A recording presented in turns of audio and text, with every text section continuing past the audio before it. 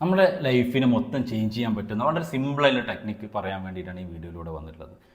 Power of words നിങ്ങൾ കേട്ടിട്ടുണ്ടോ? വാക്കുകൾക്ക് ഭയങ്കര പവർ ഉണ്ട് എന്നുള്ളതാണ്.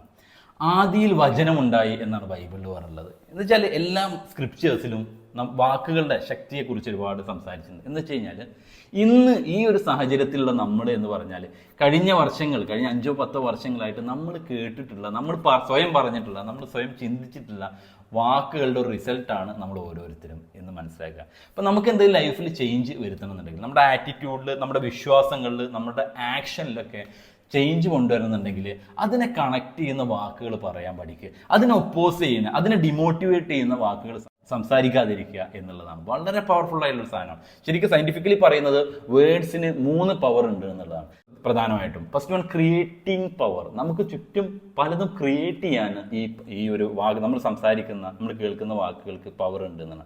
Next one, transformative power. നമ്മളിപ്പോഴുള്ളൊരു സാഹചര്യങ്ങൾ, ഏതൊരു സാഹചര്യമാണെങ്കിൽ അത് മാറ്റണമെങ്കിൽ നമ്മൾ ഉപയോഗിക്കുന്ന, നമ്മൾ കേൾക്കുന്ന വാക്കുകളാണ് അതിനെ ഹെൽപ്പ് ചെയ്യുന്നതാണ്.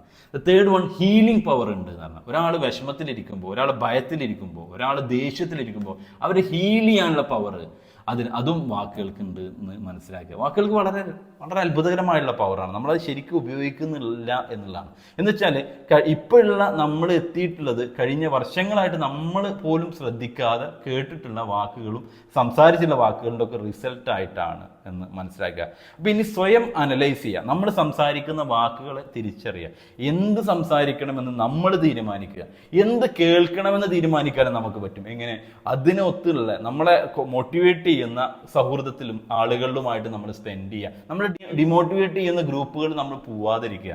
കാരണം നമുക്ക് നമ്മുടെ ബെസ്റ്റ് വെർഷനാണ് വേണ്ടത്. നമ്മൾ ആഗ്രഹിച്ച രീതിയിലുള്ള ലൈഫാണ്, അല്ലെങ്കിൽ അത്തരത്തിലുള്ളൊരു വ്യക്തിത്വമാണ് നമുക്ക് വേണ്ടതെങ്കിൽ അതിനെ കണക്ട് ചെയ്യുന്ന സൗഹൃദങ്ങളിലോട്ടും ബന്ധങ്ങളിലോട്ടും മാത്രം പോവുക എന്ന് തിരിച്ചറിയുക.